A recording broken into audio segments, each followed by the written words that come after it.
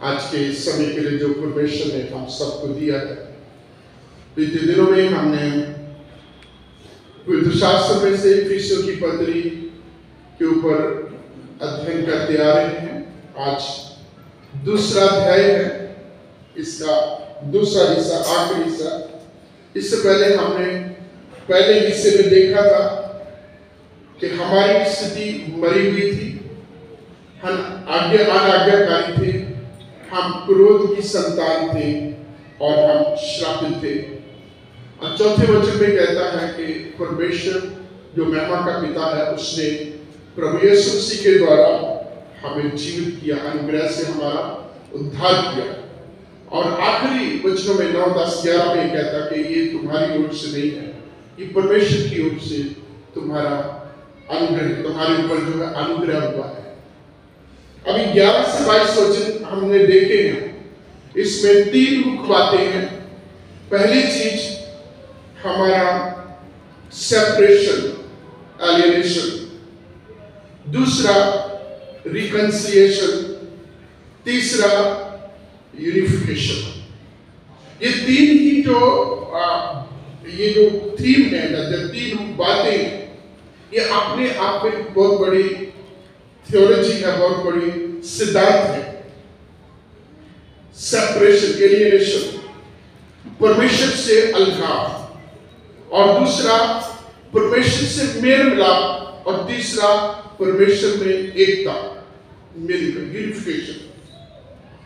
और जब हम 11वें वचन पढ़ते हैं, इसका लिंक एकदम से जो है पौलुस पहले 10 वचनों के साथ मिलाता है, 9, 10, 11 के। यहाँ अनुग्रह से हमारा उद्धार हुआ, अनुग्रह से परमेश्वर ने हमारे लिए ये सारा प्रबंध किया। और आगे परमेश्वर को काम पहले अपनी हमारी गिरी हुई स्थिति से उठा करके परमेश्वर के बड़े काम को बताते हुए कहता, इसलिए जब ऐसा शब्द आता है तो इसके मतलब पीछे हमें मुड़ के देखना है। परमेश्वर का वचन इसलिए, कोई वजह है जिसके लिए परमेश्वर का वचन कहता है। पौलुस कहते हैं इसलिए स्मरण करो कि तुम लोग उस समय अन्य जाति थे, और ये खतना वाले लोग जो हैं वो तुम्हें खतना रहित करते थे। उस समय जब ये पवित्र वचन लिखा गया है, पुराने नियम में, न्यू टेस्टामेंट के टाइम पर 2 बहुत बड़ी जाति थी। एक यहूदी थे जो अपने आप को चुना हुआ वंश, परमेश्वर के लोग, अब्राहम की संतान के नाम से फख्र करते थे कि हम अब्राहम की संतान हैं। ट्रेडिशनली कहते हैं कि एक यहूदी हर रोज सुबह उठ करके परमेश्वर का शुक्र करता था, और उसमें एक शुक्रगुजारी यह होती थी कि परमेश्वर, मैं तेरा धन्यवाद देता हूं कि मैं यहूदी हूं, मैं अन्य जाति नहीं। दो तरीके के लोग हैं, एक ज्यूज एंड जेंटाइल, यहूदी और गैर यहूदी या अन्य जाति। और अन्य जातियों के साथ यहूदी लोगों की बहुत बड़ी एनिमिटी होती थी, शत्रुता होती थी। जैसे आप नए नियम में देखेंगे तो 2 लोगों के बारे में, यहूदी और सामरी के बारे में, यूहन्ना 4 अध्याय में हम पढ़ते हैं कि उनके बीच में कोई मेल मिलाप नहीं होता था, शत्रुता थी। और ये बहुत यहूदी लोग जो है, ये अन्य जातियों को बहुत ही ज्यादा घृणा से, नफरत से, गुस्से से, बहुत ही जो है दुश्मनी के साथ उनको देखते थे। कभी भी उनके साथ कोई भी ये मेल मिलाप रखना नहीं चाहते थे। और दूसरी चीज जो फख्र करते थे, हाथ के किए हुए खतना के लिए। खतना अपने आप में एक सिद्धांत है पुराने नियम का। एक शरीर के हिस्से को काट किया जाता है, और पौलुस कहता है कि हम जो है हाथ के किए हुए खतना वाले नहीं है, लेकिन हमारा खतना जो हमारे हृदय का, हमारे मन का, आत्मिक तौर पर हम खतना वाले हैं। तो यह कहता, याद करो कि उस समय तुम्हें लोग जो है अन्य जाति कहते थे, और जो खतना वाले हैं वो तुम्हें खतना रहित करते। इनके बीच में बहुत बड़ा तो फिर क्या था, बहुत बड़ी इनके बीच में जो है दीवार थी, दुश्मनी की बहुत बड़ी उनके बीच में खाई थी, और ये एक दूसरे को खास करके यहूदी लोग इनको अपने पास नहीं आने देते थे। और यहाँ यहूदी कई प्रकार का धन्यवाद देते थे, इस चीज का वो धन्यवाद करता है। आप पुराने नियम में जाएंगे तो खतना वाले की बात जब करते हैं तो दाऊद की एक बड़ी उदाहरण है। जब दाऊद गोलियत के साथ लड़ने के लिए जाता तो दाऊद गोलियत को क्या करता, किसी को याद होगा कि तू खतरा रहित परमेश्वर की सेना को तू ललकारता है, I am going to get you, मैं तेरा प्रभु यीशु मसीह के परमेश्वर के नाम में मैं तेरा सामना करने के लिए आ रहा हूं। और जब डिलीवरी का समय होता था और जो अन्य जाति महिला जिसकी डिलीवरी के लिए लेबर पेन के लिए है, उसकी यहूदी लोग हेल्प नहीं करते थे कि यदि उसकी हेल्प की गई तो एक और अन्य जाति इस दुनिया में आ जाएगा। और यदि कोई यहूदी व्यक्ति अन्य जाति एरिया से निकल के आता, उस जगह से निकल के आता है, तो निकलते ही अपने पांव की जूती रहता था, उसको झाड़ता था कि इस जगह की धूल भी मेरे इलाके में नहीं आनी चाहिए। इतनी नफरत, इतना जो है इन लोगों के बीच में जो है एक दूसरे के प्रति शत्रुता कही जाए या एनिमिटी कही जाए, इस प्रकार से रहती थी। तो पौलुस कहते हैं, याद करो कि तुम उस समय क्या थे, अन्य जाति कहते थे, तुम खतरा रह तुम्हें कहते थे। और पहले तो जो है वचन जो है 11 और 12 ये हमारी उस सेपरेशन के बारे में, हमारी उस स्थिति के बारे में जो मसीह से पहले, जब बिफोर कन्वर्जन, बिफोर क्राइस्ट, इससे पहले जब प्रभु यीशु मसीह को स्वीकार करते, ये हमारी स्थिति है। और पहली सदी में आप जानते हैं कि मोस्टली ज्यादा से ज्यादा लोग जो है अन्य जाति होते थे, जेंटाइल होते थे। यहूदी लोग कम और बाकी लोग कलीसिया के बीच में ज्यादा थे। इफिसियों की कलीसिया में जो मेजॉरिटी थी वो अन्य जातियों की थी, नए विश्वासियों की थी। और जो यहूदी लोग जो है उनको जो है घृणा करते थे, उनको जो है नीची नजर से देखते थे। और पौलुस को उभारता है, उनको उत्साहित करता है और मसीह में विश्वास को मजबूत करने के लिए उनको कहते हैं, याद करो हमारी उस समय क्या स्थिति थी। तुम उस समय अन्य जाति कहलाते थे, तुम उस समय खतरा रहित कहते थे। और आगे देखिए 11वां वचन जो है, इसमें they were subject to the contempt, उनको जो है घृणा से, नीची दृष्टि से उनको देखने के बारे में परमेश्वर का पवित्र वचन यहाँ लिखा गया है। 12 वचन में 5 प्रकार का उनसे अलगाव है, या 5 प्रकार की चीजें हैं जिनसे ये लोग वंचित से रहे थे। आप पढ़ेंगे, 12 वचन पढ़ेंगे जल्दी जल्दी। तुम लोग उस समय मसीह से अलग और इस्राएल की प्रजा के पद से अलग किए हुए और प्रतिज्ञा की वाचाओं के भागी न थे और आशाहीन और जगत में ईश्वर रहित थे। अब देखिए ये जो 12 वचन है क्या कहता, तुम लोग उस समय, है ना, उस समय जातो क्या है, कौन सा समय है, जब प्रभु यीशु मसीह बिफोर क्राइस्ट, प्रभु यीशु मसीह नहीं आए थे, जब हमने प्रभु यीशु मसीह को अपना मुक्तिदाता और उद्धारकर्ता करके स्वीकार नहीं किया था।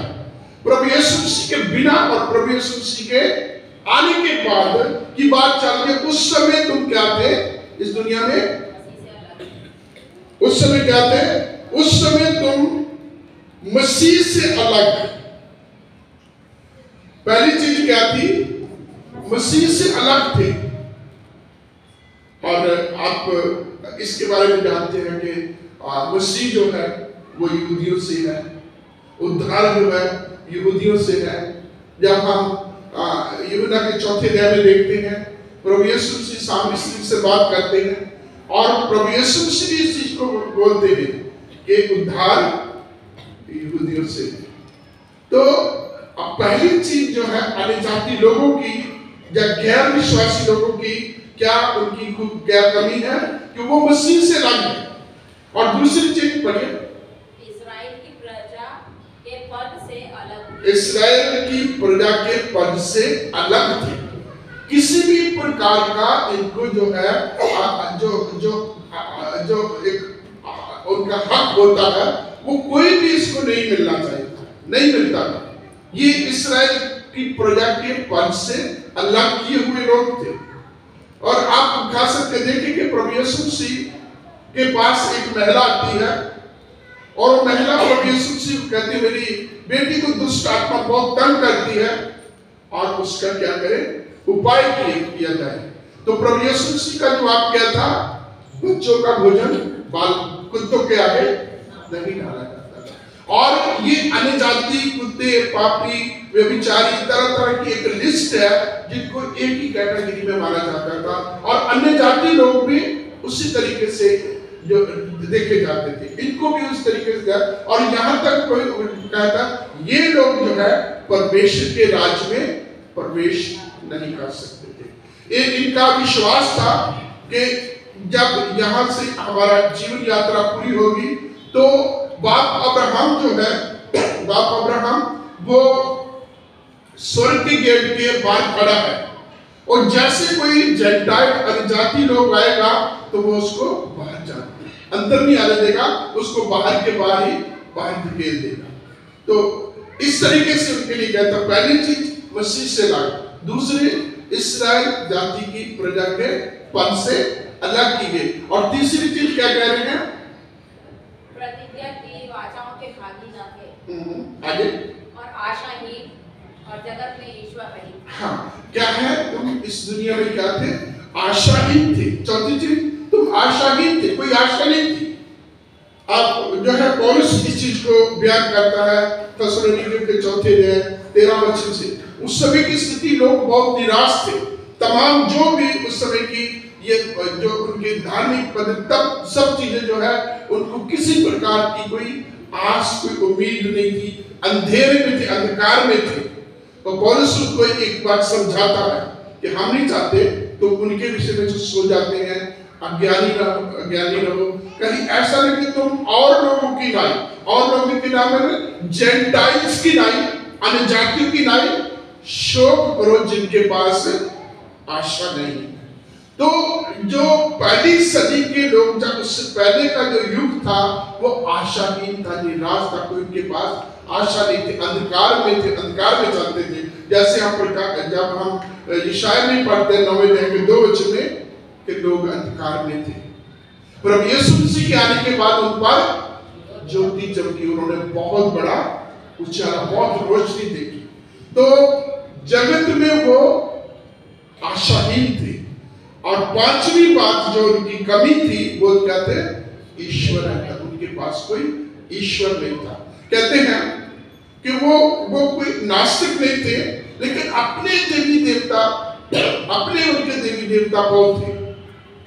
खास करके इफिसियों में एक डायना नाम की एक देवी थी और ऐसे उनके अपने बहुत सारे देवी देवता थे जिनकी वो उपासना करते थे, जिनकी वो आराधना करते थे, लेकिन सच्चे परमेश्वर की वो आराधना नहीं करते थे।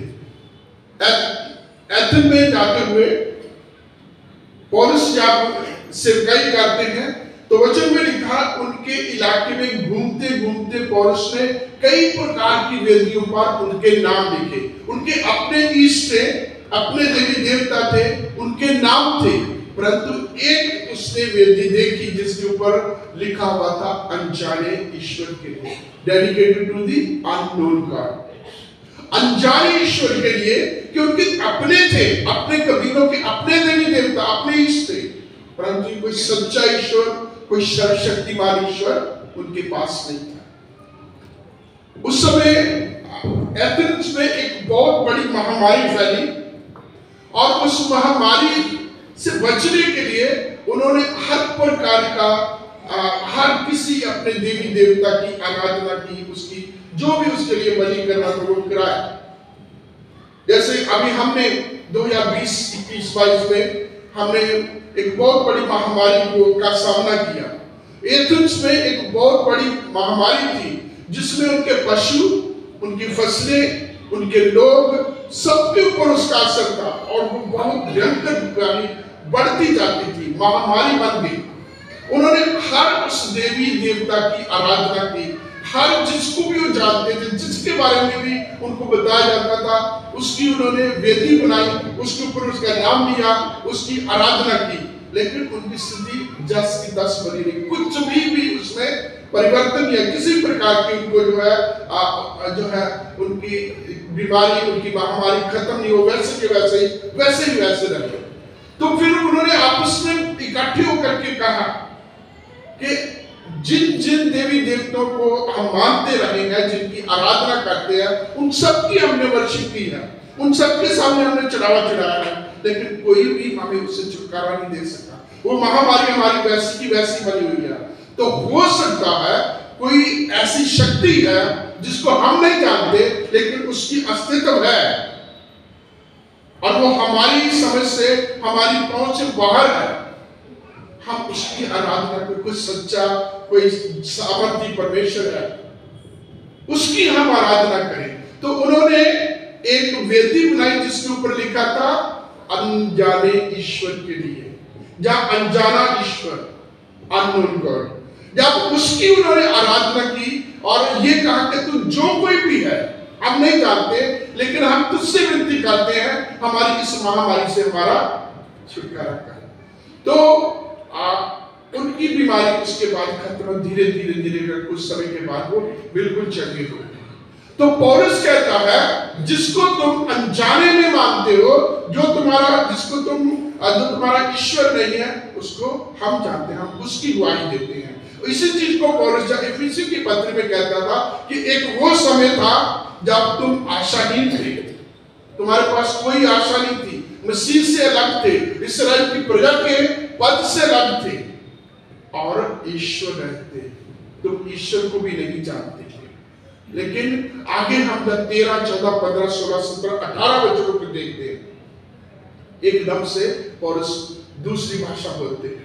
इन 2 वचनों में कहता है तुम रहित थे, तुम्हारा सेपरेशन था, अलगाव था परमेश्वर के साथ, इस्राएल के साथ, इस्राएल के पद के साथ, और किसी प्रकार का कोई तुम्हारा संबंध नहीं था, तुम खाली थे।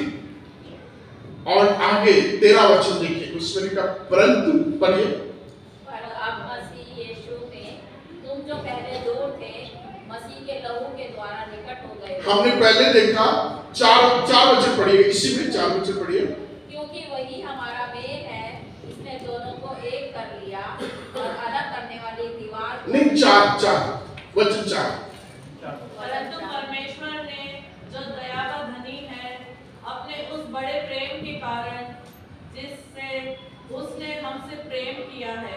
देखिए, इससे पहले 3 वचन पढ़ेंगे 1 से 3 तक।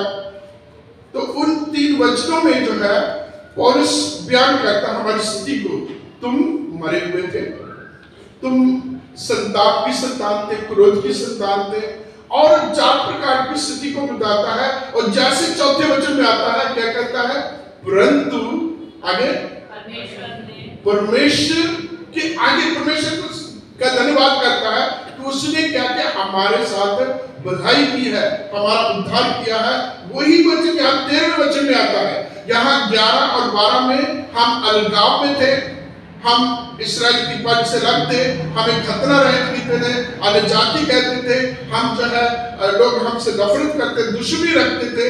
अब क्या है, परंतु 13वें वचन में कहता, तुम प्रभु यीशु मसीह के लहू के द्वारा जो पहले दूर थे और जो अब क्या है, प्रभु यीशु मसीह के द्वारा परमेश्वर ने उस दूरी को खत्म कर दिया और यहां से उनका रिकंसिलिएशन, मेल मिलाप। 14 वचन में कहता, वही हमारी शांति है। 14 वचन, वही हमारी शांति है। उसने जो दूर थे और जो पास थे, दोनों को एक कर दिया और बीच में जो दीवार थी उसको अपनी देह के साथ पैर रखने के द्वारा उठा दिया, तोड़ दिया और हम दोनों में से एक नए मनुष्यत्व को उत्पन्न किया। ये बहुत बड़ा, इसके बीच में एक बहुत बड़ा एक सिद्धांत है, कलीसिया की स्थापना है ना। प्रभु यीशु मसीह में एक हो जाने की बात है। तो पहले तो हमारा जीवन कैसे था? मसीह से अलग था, मसीह की इस्राएल की वाचा से अलग था। अब्राहम के साथ की गई वाचा, दाऊद के साथ की गई वाचा, नई वाचा जो इस्राएल के साथ की गई थी, उसके किसी भी वाचा के हम हकदार नहीं थे। ये जो है उस समय की स्थिति थी। लेकिन क्या कहता, परंतु परमेश्वर का धन्यवाद है जिसने प्रभु यीशु मसीह के लहू के द्वारा हमें जो दूर थे नजदीक कर दिया। और फिर आगे 18 वचन में हमारा मेल मिलाप कराया, मेल मिलाप की हमें सेवा की, परमेश्वर के साथ, कलीसिया के साथ हमें एक नया मनुष्य बनाया। नया मनुष्य था एक नई कलीसिया के बीच में हमें स्थापित किया है। 19 वचन से लेकर 22 वचन तक हमें यूनिफिकेशन में लेके आता, एक ऐसी एक जो उस ऑर्गेनिज्म में हमें शामिल करता है। वचन पढ़ेंगे 19। इसलिए तुम अब विदेशी और मुसाफिर नहीं रहे, परंतु पवित्र लोगों के संगी स्वदेशी और परमेश्वर के घराने के हो गए, और प्रेरितों और भविष्यद्वक्ताओं की नींव पर, जिसके कोने का पत्थर मसीह यीशु स्वयं ही है, बनाए गए हो। अभी देखिए इस वचन को आप 11 और 12 के साथ कंपेयर करें। और स्टार्ट कैसे करता है इस पैसेज को? तुम उस समय क्या थे? दूर थे, अलग थे, इस दुनिया, इस जो है दुनिया में तुम्हें जो है खतना रहित कहते थे, अनजाति कहते थे, नफरत करते थे, है ना। किसी प्रकार के तुम जो है उनके अधिकार जो उनको मिले होते उसके तुम हकदार नहीं थे। अब क्या कहता है 19 में? परंतु अब तुम विदेशी और मुसाफिर नहीं रहे, अब प्रभु के घराने के लोग आ गए हो और उस कलीसिया के साथ, उस प्रभु की देह के उस मंदिर के साथ जोड़े गए हो जिसके कोने का सिरा मसीह है। और इसी चीज को जो है पतरस ने दूसरे अध्याय के 9 वचन में कहा है। उन तमाम बातों को लेके आता पढ़ेंगे, पहला पतरस 2 और उसका 9 वचन।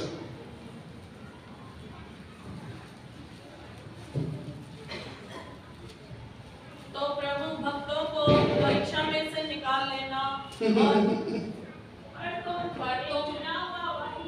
और राजपदधारी, याजकों का समाज और पवित्र लोग और परमेश्वर की निज प्रजा हो, इसलिए कि जिसने तुम्हें अंधकार में से अपनी अद्भुत ज्योति में बुलाया है, उसके गुण प्रकट करो।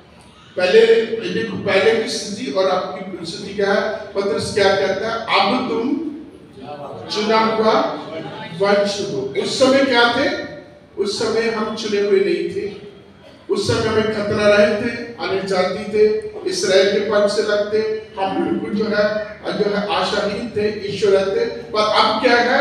चुना हुआ वंश, परमेश्वर की निज प्रजा, याजकों का पदधनी समाज, अर्थात अब हम प्रभु के लोग हो गए। इसलिए हम परमेश्वर का धन्यवाद देते हैं, प्रभु की स्तुति, प्रभु की प्रशंसा करते हैं कि प्रभु ने अनुग्रह करके हमें अपने में ले लिया और हमें मेल मिलाप का सुसमाचार चुना है, मेल मिलाप की हमें सेवा दी। आखिर में प्रभु ने हमारा सेपरेशन से हमारा मेल मिलाप करा। बोलिए, सेपरेशन से रिकंसिलिएशन और यूनिफिकेशन। और ये प्रभु ने मुझे और आपको ये सेवा दी है कि हमें भी इस चीज की गवाही देनी है ना। प्रभु ने अगर मेरा उद्धार किया है तो मैं भी आज चाहूंगा कि दूसरों का भी उद्धार दो।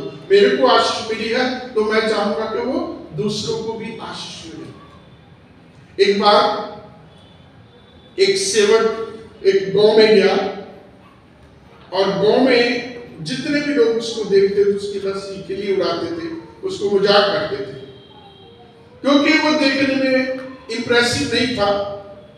और जिधर भी जाता था सुसमाचार, मेल मिलाप की सेवा का वो सुसमाचार सुनाता था और लोग उसकी तरफ ध्यान नहीं देते थे, बल्कि उसकी खिल्ली उड़ाते थे, मजाक करते थे।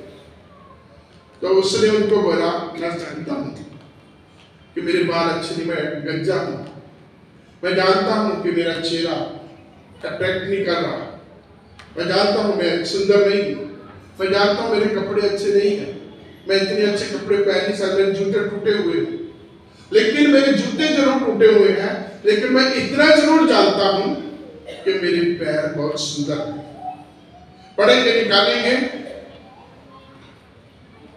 यशायाह 52 उसका 7। मेरे पैर कैसे हैं? क्या बोला उसने? मेरे पैर मेरे सुंदर हैं। क्यों सुंदर है? पढ़ेंगे। पहाड़ों पर उसके पांव क्या ही सुहावने हैं, जो शुभ समाचार लाता है, जो शांति की बातें सुनाता है और कल्याण का शुभ समाचार और उद्धार का संदेश देता है, जो सिय्योन से कहता है, तेरा परमेश्वर राज्य करता है। हाँ, तो कैसे हैं उसके पैर? सुहावने हैं।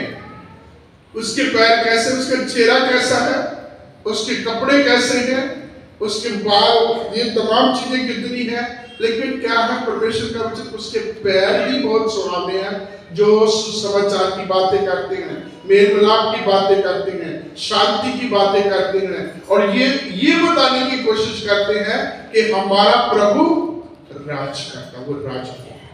आइए हम प्रार्थना करें। प्रभु यीशु, आपका धन्यवाद करते हुए आपके कदमों में आते हैं। आज के समय के लिए धन्यवाद देते हैं कि हम जो अनजाति थे, हम जो खतरा रहित थे, प्रभु यीशु मसीह के द्वारा तूने हमारा मेल मिलाप किया।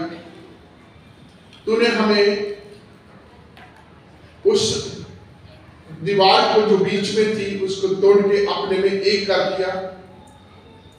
उस दूर करने वाली दीवार को तोड़ करके पिता परमेश्वर हमारा मेल मिलाप किया, और मेल मिलाप की आपने हमें सेवा दी। प्रभु आपका धन्यवाद देते हैं इन तमाम आपकी बरकतों के लिए, आशीषों के लिए, हमारे इन प्रिय भाई बहनों के लिए आपका शुक्र करते हैं, तेरी बरकत चाहते हैं और विनती करते हैं कि जो आशीष आपने हमें दी है, इन आशीषों के लिए हम भी पिता परमेश्वर आगे दूसरों को गवाही देने के लिए उपस्थित। प्रभु यीशु के नाम से।